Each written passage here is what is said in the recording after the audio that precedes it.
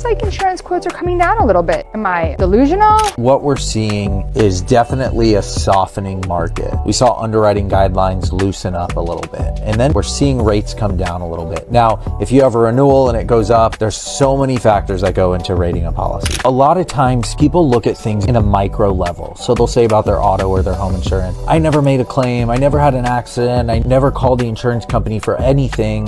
Why are my rates going up? The insurance companies, they're looking at the micro, but they're also looking at the macro. And a lot of times individuals aren't looking at the macro. I think a lot of times we deal with inspectors or insurance agents or realtors or loan officers that try to speak as if they're the other professional. And so I see that most often with inspectors. Inspectors will speak and talk like they're insurance agents. Hiring a good inspector is so important because they're not insurance agents.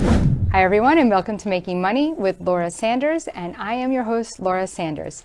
Every week we talk about something that will help you make a little money, save a little money, or maybe just help you navigate this crazy world that we live in. And boy, is it crazy. We're dealing with mortgages, we're dealing with insurance, we're dealing with selling houses, taking longer on the market. And one of the biggest things that we talk about every day in the real estate market is insurance. And with me today is Brandon Felder, and he is with the Felder Group. And he is the one that we call every time we say, help us with our insurance, get us a better deal, save a deal. He just saved a deal for me. Thank you. That's what I'm here for.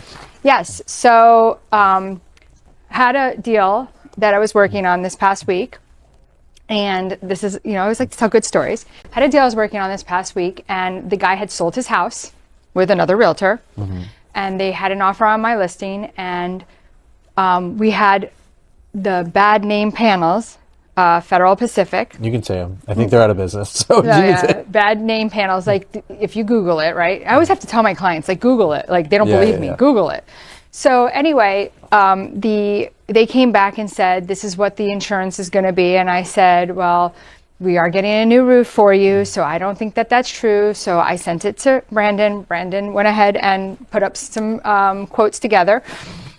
And I said, can you send it to me? I sent it to the lender. I just went directly to the lender. I did not stop at the other agent, went to the lender. Lender says, oh, I think I can, because they were sending cancellation of contract, basically telling me that they are, going to have to cancel the deal. So they sent me cancellation of the deal. Because they couldn't get insurance. They could get insurance, but they said it was too high. Yeah. It knocked out his debt to income ratio. And I was like, okay, I don't sit still. I don't allow that to just happen. I'm going to still try, right? And we didn't do anything funny. No. It was all legit. Like, it's a real policy. Not like, some people will finagle things, right? Not me. No, but we weren't doing that. Yeah. This is what your policy is going to be. So I want to thank you for saving that deal this week. Yeah, and I think that that's just something to tell our audience that they should definitely give you a call. That, like the other day I had somebody ask me, hey, this insurance guy, he's writing a very low policy. Do you know somebody else? I gave them your name and number. Mm-hmm. So, again, I think it's knowledge is power, and you definitely have that. And, you're young, so you're very out there. Yeah, so that's great. So I wanted to talk about today, though, not just about how wonderful you are. I know you like that. We can talk about that. But I wanted to just talk about how it seems like, and I could be wrong, it's maybe the one positive thing right now, is that it seems like insurance quotes are coming down a little bit. Am I delusional? No. So, what we're seeing is definitely a softening market. And so in a good way. Yeah, we kind of saw this coming. So one thing that we saw underwriting guidelines loosen up a little bit, which is usually the first sign that, okay, things might be getting a little bit better. And then we're seeing rates come down a little bit. Now, if you have a renewal and it goes up, there's so many factors that go into rating a policy. And I think a lot of people, and correct me if I'm wrong, they don't, listen, I want my people to be committed to me. I want your people to be committed to you. But not everybody's you can't be committed to the same thing, because sometimes other agents have better policies and don't write or know how to do do it right. I Yeah. don't know So what I've learned in business overall is knowledge is power, and it really matters who you know.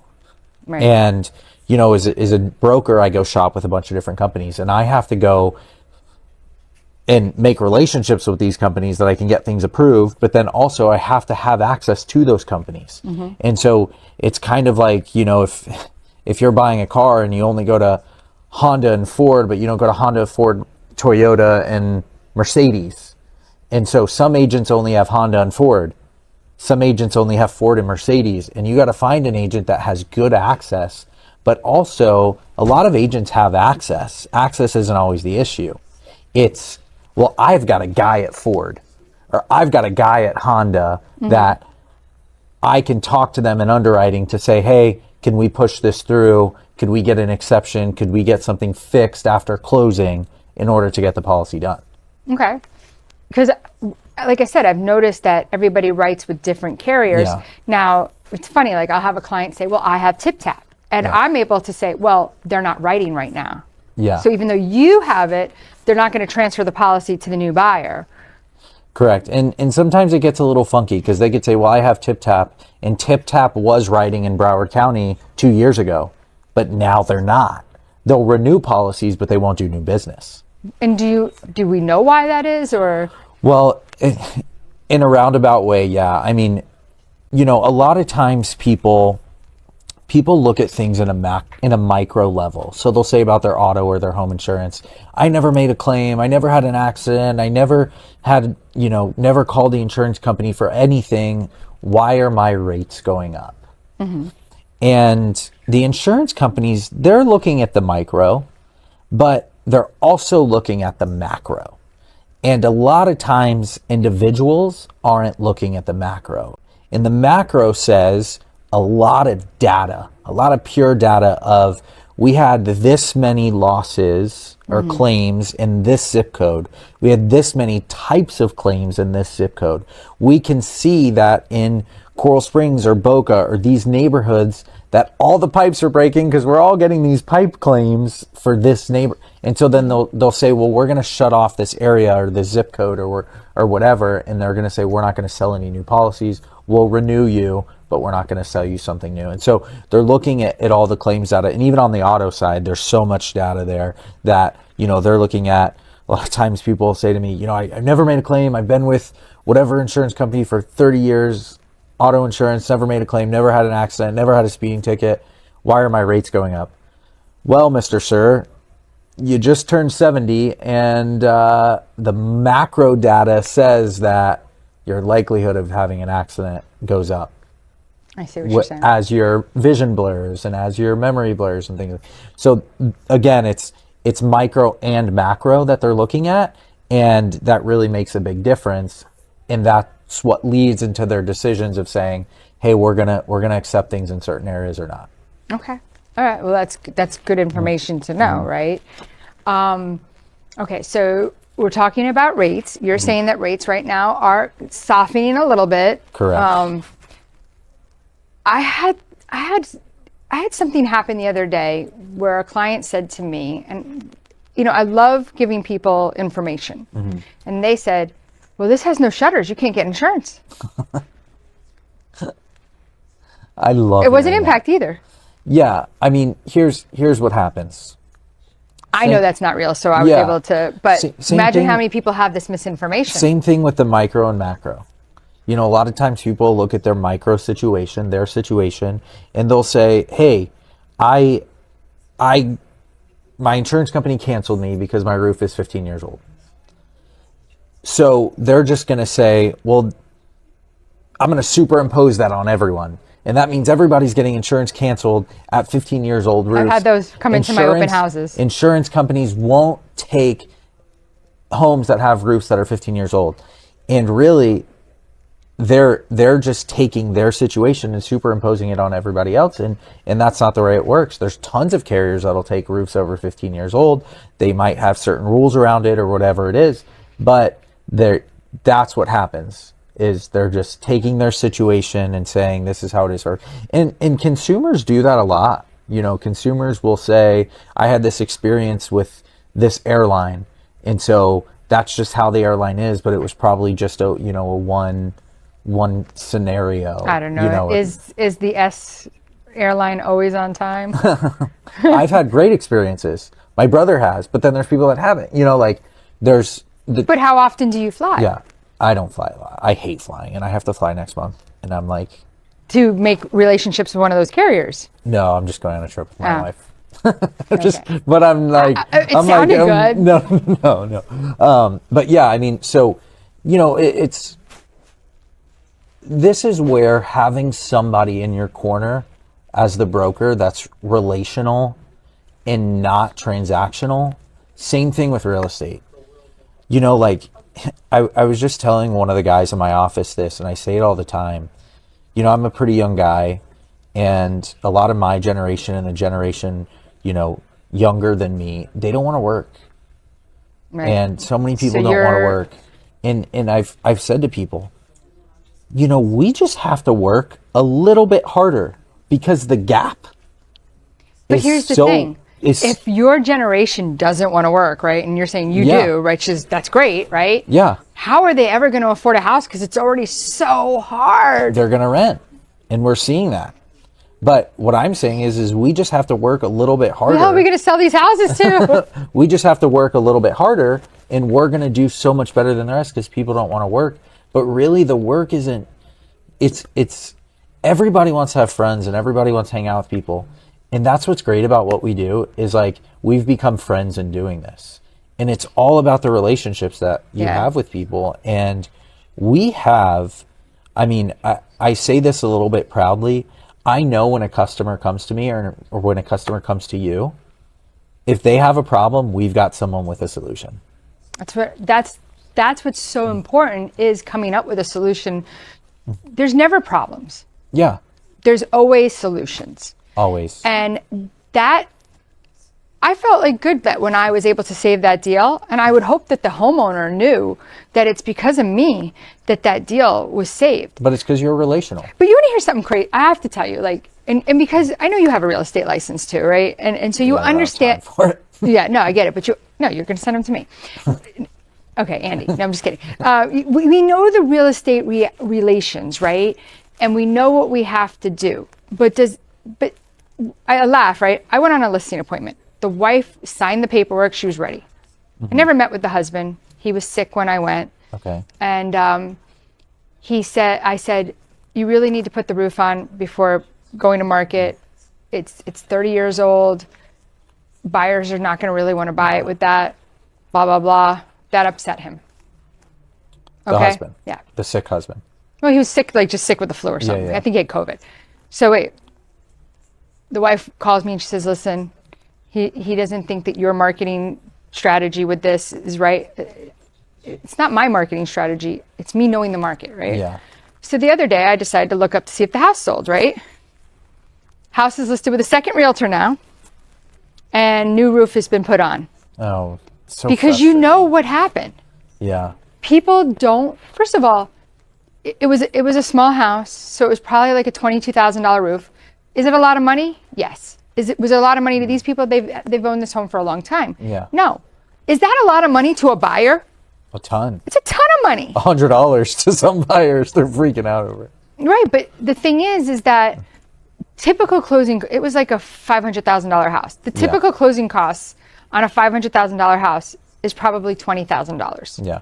So the roof costs more than what you can get back in closing costs. So that's not really an option. And then you're going to have to put the roof on afterwards. And what buyers are scared about is how much decking do I need to replace? How much fascia after they go to rip the roof off? What is the unknown underneath when we get to that point? And sellers don't want to give you more than the estimate. Yeah. So in the end, I laugh. I'm sure it was embarrassment to come back to me because I was right. They came back to you? No, they went to another realtor. Yeah. And it's funny. They came to me. They were probably just embarrassed to come back to you. Right, yeah. but they came to me saying, we see you're one of the top agents. Yeah. And it's they didn't want to listen to he didn't want to listen to my recommendations. So, we're going to go to commercial break. When we come back, we're going to talk a little bit more about insurance. And we're going to talk about some of the great stories of what Brandon's done for other people. And stay tuned. We'll be right back. Whether you're buying, selling, refinancing, or building your dream home, you have a lot riding on your loan specialist. Max Fish, a top 1% mortgage loan officer in the nation, will give you a same-day qualifying quote. Max Fish is committed to providing his customers with mortgage services that exceed their expectations. Ensuring that you make the right choice for you and your family is his ultimate goal. Contact Max Fish today at 954-729-6933 or max.fisch@nwmcorp.net. At JK Closing Attorneys, we do all of the same things that a title company does, but with the benefits of being a law office. We can help with residential real estate, short sales, commercial real estate, refinances, 1031 exchanges, and FIRPTA withholding. Contact JK Closing Attorneys today at 954-332-3111. Again, that is 954-332-3111. Priority One Credit Union of Florida is a welcoming credit union that makes your financial success our number one priority. We offer lower loan rates, higher deposit rates, and common sense local loan approvals, with nationwide access through shared branching. Hi, I'm Dina Hennessy, President and CEO at Priority One Credit Union. We are open to the community. Anyone can be a member of our credit union, and we would love to have you. Contact us today at 954-335-5100. You can also reach us at PriorityOneFL.org. Your financial success is our priority. That's 954-335-5100. Hi, everyone, and welcome back to Making Money with Laura Sanders, and I am your host, Laura Sanders. So here we are, we're talking about insurance, another crazy thing that we have to navigate in this real estate madness, right? We have bad panels, Federal Pacific, Zinsco, Challenger, but it matters what Challenger panel it is. Apparently, it's got like an A, B, C, I don't even know. What carrier it is, more than anything. Well, funny story, right? Not so funny if you're me. The chaos I get. I sold a house that was built in 1997. I think I sent you an email on this. Okay. The deal closes, and I get an email from the buyer. Now, he's not my buyer. I was the listing agent. And the buyer says, you need to pay me for the panel because I bought a house with a panel that is no good, and I can't get insurance. Now, he's currently in insurance. It's good till the end of the year. The carrier says, at the end of the policy, either change the panels or we're going to drop you. Mm-hmm. I say to him, well, I forward it off to you. You send back, no problem. We can cover this. We'll get you insurance. It wasn't anything ridiculous in price, right? And I send it back, and of course, crickets, because... You were right. Right. But here's the funnier part. And you know this being in the business. They had a home inspection. Why? I'm not an inspector. I didn't even realize it was one of the bad panels, and it wasn't actually. Apparently, the home inspector said there's different variances of that panel, and if it was made within a certain time frame, made the determination. So obviously, it's important to have information. Yeah. If you're a buyer, I get, I always tell my sellers hey, this is going to come up, or hey, that panel I never thought would come up. Not to mention, she had put a brand new kitchen in. If it was bad, they would have made her upgrade it. Yeah. She had new air conditioners. One thing that I think you do a really good job at is you're knowledgeable, but you don't step over the line. And I think a lot of times, we deal with inspectors or insurance agents or realtors or loan officers that try to speak as if they're the other professional. And so I see that most often with inspectors. Inspectors will speak and talk like they're insurance agents. And again, we talked about this before the commercial break, how people will superimpose things that happened to them or that they heard. Oh, my friend had this with their insurance policy. Nobody can get insurance on the house with a roof over 15 years old. Inspectors will hear that, and then they'll do the same exact thing. They'll mimic it. Yeah. And then they'll put it into their reports. And, hiring a good inspector, which I know the inspector you use, they're good. Hiring a good inspector is so important because they're not insurance agents, and they'll say, this Challenger panel, if it's from this year, they'll take it. They led those people wrong completely. Right. It's about the carrier. If the carrier is going to accept the Challenger panel. You always say it depends on the... It depends on the carrier. And carriers don't care if it's Challenger ABC. They care about, is it Challenger? Right. And so, it's so important who you work with. Right, but how that comes back to me and not the inspector is what I find to be comical. I think, and we see this, you see this, people always want to they always want to blame somebody. Whether it's in business or personal or somebody's sick, was it the doctor? They want to know why. And I think that's natural for us as people to want to know why. And so they want to say that it's, if they can get you to pay for it, hey, why not shoot her an email? There's no loss to me here. Right. And you handled it right because you got someone involved. I always get the information so that I can answer intelligently. There's Federal Pacific, there's Zinsco. Sylvania Zinsco, which is kind of one, and Challenger. And those are like the big three. Okay. Of panels that insurance carriers don't like. Now, a lot of times, like Citizens, they'll accept all of them. A lot of times carriers will say, okay, we'll take whatever panel, but if you don't change it within so many days, we're going to cancel you. Maybe that's what happened, and the insurance agent didn't say. Yeah, and the insurance agent probably didn't look at the guidelines to say, hey, this is how this is going to play out. And so for us as insurance brokers, it's a little bit difficult because if I work with, 20 different insurance companies, let's say, which I work with more than that, but if I work with 20 different insurance companies, well, all of them have this document that they give us of guidelines. And they say, here's what we accept, here's what we don't accept about construction. I'm a big construction nerd, which if your insurance agent, they should be a construction nerd. I think if you don't know construction and you're an insurance agent, that's dangerous because everything for homeowners insurance plays into construction. But they give us these documents and we got to know, okay, this carrier A, they will accept slab foundations, but they won't accept open foundations. Or what's an open which foundation? We don't really see is that like a wood? A crawl space? Okay. Or they have it up in West Palm Beach. Yeah, rarely down here we'll see it. Who's gonna accept what type of roofs and how old the roofs? Some carriers say we're not going to take a roof that is flat if it's over living space. So carrier C might take it, but not carrier D.